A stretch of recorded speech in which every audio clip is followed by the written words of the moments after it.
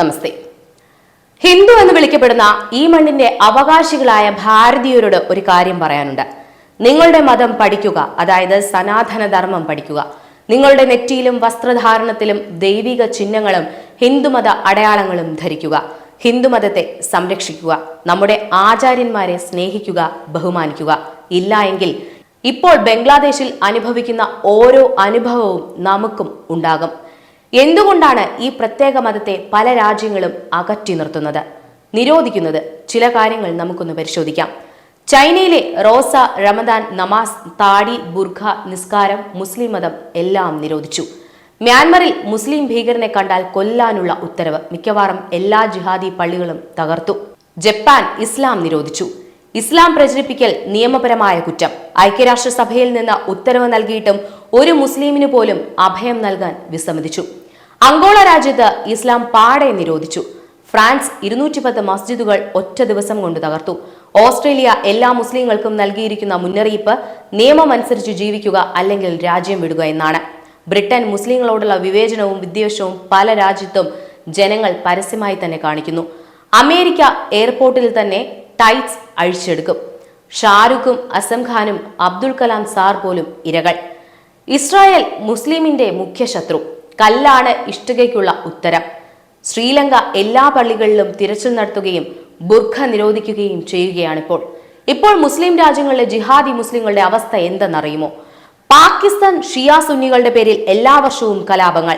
പാകിസ്ഥാനിൽ ഓരോ വർഷവും ശരാശരി 4000 ഷിയകളും അഹമ്മദികളും കൊല്ലപ്പെടുന്നു. അഫ്ഗാനിസ്ഥാൻ ദിവസവും ബോംബ് സ്ഫോടനങ്ങൾ, നിരപരാധികളായ മുസ്ലിങ്ങളുടെ മരണം. ഇറാഖ് ഷിയ സുന്നി പോരാട്ടവും ബോംബ് സ്ഫോടനങ്ങളും. ഇറാൻ സുന്നിയെ വെറുക്കുന്നു, സൗദി അറേബ്യയെ വെറുക്കുന്നു. ലിബിയ ദിവസവും ബോംബ് സ്ഫോടനങ്ങൾ. സിറിയ കലാപം, ബോംബ് സ്ഫോടനങ്ങൾ.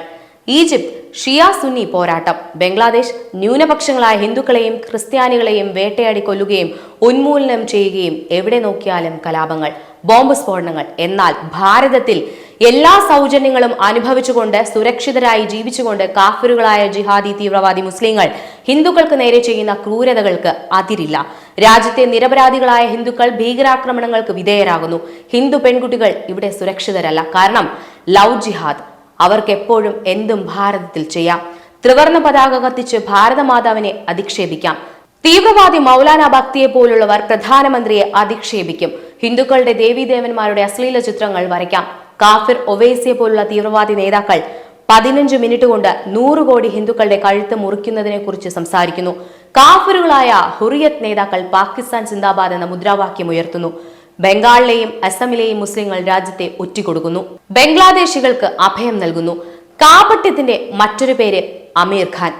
സത്യമേവ് ജയ്തയുടെ എപ്പിസോഡുകളിൽ ഒരിക്കലും ഹലാൽ, ഗജ്വ ഹിന്ദ്, ട്രിപ്പിൾ തലാഖ്, മദ്രസ ചാപശിക്ഷ, കല്ലെറിയൽ, മുസ്ലിം ജനസംഖ്യ വർധന, രാജ്യത്ത് നടന്ന ബോംബ് സ്ഫോടനങ്ങൾ, സ്വന്തം മതത്തിലെ ബഹുഭാര്യത്വം, നിരക്ഷരത, ബുർഖ, തുറന്ന ജിഹാദും തീവ്രവാദവും, ഇത്തരത്തിൽ ഇസ്ലാം മതത്തിലെ സാമൂഹിക തിന്മകളെക്കുറിച്ച് ഒരു എപ്പിസോഡും ഉണ്ടാക്കിയിട്ടില്ല. എന്നാൽ ഹിന്ദു മതത്തിന്റെ സാമൂഹിക തിന്മ എന്ന ലേബലിൽ ഹിന്ദു വിരോധം കാണിക്കുക മാത്രമാണ് ചെയ്തത്. ഇത്രയധികം സ്വേച്ഛാധിപത്യവും അനിയന്ത്രിതവും ലഭിച്ചിട്ടുള്ള ഇന്ത്യയിൽ അവർക്കെതിരെ അതിക്രമങ്ങൾ ഉണ്ടെന്ന് കാഫിറുകൾ ഓരിയിടുന്നു.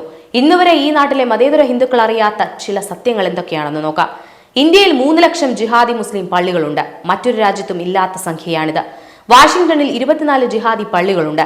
ലണ്ടനിൽ 71 ജിഹാദി പള്ളികൾ. ഇറ്റലിയിലെ മിലാൻ നഗരത്തിൽ 68 ജിഹാദി പള്ളികളുണ്ട്. ഡൽഹിയിൽ മാത്രം 271 ജിഹാദി പള്ളികളുണ്ട്. എന്നാൽ ഇതൊരു ഹിന്ദു വിളിച്ചു പറയുമോ? ഒരു മുസ്ലിമും ISISനെ എതിർക്കുന്നത് നമ്മൾ ആരും കണ്ടിട്ടില്ല. എന്നാൽ ലക്ഷക്കണക്കിന് ഹിന്ദുക്കൾ RSSനെ എതിർക്കുന്നത് നമ്മൾ കണ്ടിട്ടുണ്ട്. ഒരു മുസ്ലിമും ഹോളി, ദീപാവലി, ഓണം ഭക്ഷണ വിരുന്ന് നൽകുന്നത് നമ്മൾ ആരെയും കണ്ടിട്ടില്ല. എന്നാൽ ഹിന്ദുക്കൾ ഇഫ്താർ പാർട്ടി നൽകുന്നത് കണ്ടിട്ടുണ്ട്. കശ്മീരിൽ ഇന്ത്യൻ പതാകകൾ കത്തിക്കുന്നത് നമ്മൾ കണ്ടിട്ടുണ്ട്. എന്നാൽ ഒരു മുസ്ലിം പാകിസ്ഥാനിന്റെ പതാക കത്തിക്കുന്നത് കണ്ടിട്ടില്ല. ഹിന്ദുക്കൾ തൊപ്പി ധരിച്ച് ഇസ്ലാമിക ആരാധനാലയങ്ങളിൽ പോകുന്നത്, ഉദാഹരണം അജ്മീർ, നാഗൂർ, നമ്മൾ ആരും കണ്ടിട്ടില്ല. പക്ഷേ ഒരു മുസ്ലിം ക്ഷേത്രത്തിൽ പോകുന്നത് നമ്മൾ കണ്ടിട്ടില്ല. മുസ്ലിങ്ങളുടെ ഉടമസ്ഥതയിലുള്ള മാധ്യമങ്ങൾ വിദേശികളെ വാഴ്ത്തുന്നത് നമ്മൾ ആരും കണ്ടിട്ടില്ല. എന്നാൽ നിങ്ങൾ ഇന്ത്യയുടെ സംസ്കാരങ്ങൾ ഉയർത്തി പ്രസംഗിക്കുന്നത് കണ്ടിട്ടില്ല.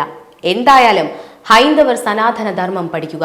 നിങ്ങളുടെ നെറ്റിയിലും വസ്ത്രധാരണത്തിലും ദൈവിക ചിഹ്നങ്ങളും ഹിന്ദുമത അടയാളങ്ങളും ധരിക്കുക. ഹിന്ദുമതത്തെ സംരക്ഷിക്കുക. ജയ് ശ്രീറാം.